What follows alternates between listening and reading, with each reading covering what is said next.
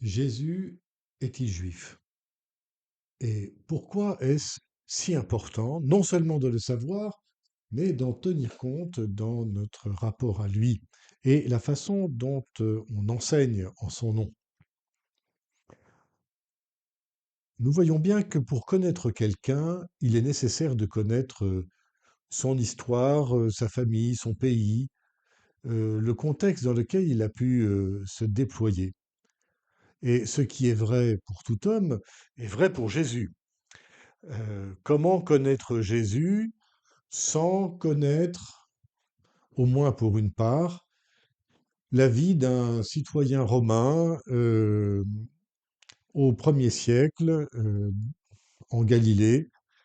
et au sein du peuple juif? C'est très frappant quand on va en Israël, les chrétiens, les pèlerins découvrent le village de Nazareth, qui n'est plus un village aujourd'hui, qui est une ville, mais en son centre, ce qu'il reste des fondations du village antique, découvrent que ce village est à la banlieue d'une grande cité au 1er siècle, Séphoris, et donc nous découvrons que Jésus probablement n'a pas été seulement celui qui fabriquait les meubles ou les charpentes de son village, mais certainement avec son père, allait régulièrement dans la capitale pour y travailler, y vivre, peut-être y écouter d'ailleurs les enseignements juifs qui étaient donnés dans cette capitale romaine et juive au sein du grand théâtre de Séphoris, puisque les Juifs louait le théâtre d'une certaine manière pour faire des enseignements, comme une université. On peut imaginer que Jésus soit allé écouter ces enseignements. Comment comprendre qu'une personne qui vit à Versailles, par exemple, ne soit jamais allée à Paris? Vous voyez, c'est un petit peu l'idée des choses. Alors tout à coup se découvre pour des pèlerins un Jésus dont ils n'avaient pas idée et qui change la manière dont ils perçoivent ses enseignements, les exemples qu'il donne, les événements de sa vie tels qu'ils sont rapportés. Ce qui est vrai donc de tout homme est vrai pour Jésus, mais plus encore, car Jésus se trouve être dans la descendance des rois et des prophètes. Il porte en lui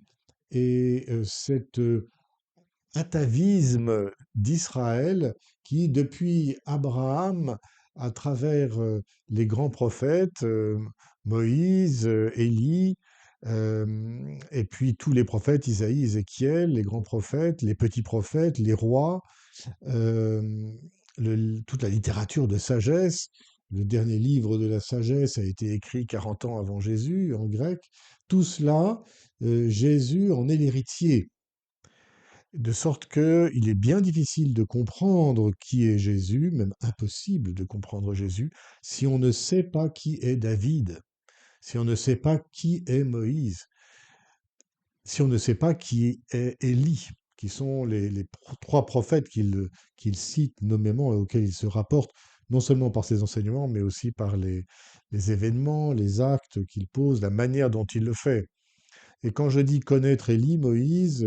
David, il s'agit non pas de connaître leur existence seulement, bien évidemment, mais de connaître ce qui est rapporté de leur vie et de leur enseignement, c'est-à-dire de connaître intérieurement ces écrits dans les livres de l'Exode, les livres des rois, le livre de Samuel pour ces trois prophètes. Parce que Jésus a été pétri par l'enseignement de ces prophètes, non seulement pétri par l'étude qu'il a faite, peut-être sans doute avec ses parents d'une certaine manière, mais aussi et certainement à la synagogue, puisque les Juifs du 1er siècle vont à la synagogue. Déjà, on a retrouvé les synagogues du 1er siècle dans de nombreuses petites villes et villages de Galilée, de sorte que Jésus est celui qui a reçu ce qu'il est de l'histoire d'Israël et de ses grandes figures. Mais il faut aller encore un petit peu plus loin. Jésus est celui qui hérite et va révéler le sens profond de l'existence de ces grands prophètes et patriarches. L'apparition à la transfiguration sur le mont Hermon,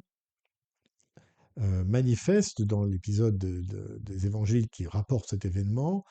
une sorte de lien mystique réel avec Moïse et Élie, pour ce qui est rapporté ici, et donc sont comme lèvent le voile de certaine manière sur un lien existentiel réel avec ces grandes figures d'Israël, lien existentiel qu'il va manifester dans sa propre vie et dont il va se saisir aussi pour donner le sens profond de ce que Moïse a fait, de ce que Élie a fait, de ce que David a fait. Non seulement le sens profond, mais comme finalement réveiller, mettre au jour ce qui dormait encore dans cette vie, qui était pourtant écrit dans le texte, mais qu'il va réveiller, hein, je dirais presque au sens de la résurrection, qu'il va réveiller par sa propre vie. Ce que Ratzinger dit de façon très, très puissante dans son commentaire des Écritures, Jésus de Nazareth, et puis les deux livres suivants en commentant les Écritures et les Évangiles. Jésus, d'une certaine manière, révèle le fin mot de l'Ancien Testament, tout ce qui dans l'Ancien Testament attendait sa venue, attendait le Messie pour que s'accomplisse ce qui était encore dit mais caché dans sa dimension la plus profonde. Jésus va le révéler. De sorte que comprendre Jésus, c'est comprendre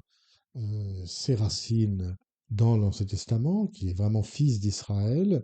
c'est comprendre aussi sa judéité d'un homme du premier siècle, comprendre ce qu'est une synagogue, ce que sont les pharisiens, les scribes, les sadducéens à son époque, comment un juif de Galilée peut vivre tout cela, va vivre tout cela, nous permet d'entrer dans l'intimité, dans la vie intérieure de Jésus et de communier à lui. Voilà. Alors Jésus est juif, oui, mais il nous faut encore le découvrir intérieurement pour entrer dans une relation humaine avec celui qui s'est fait homme pour nous unir à son Père.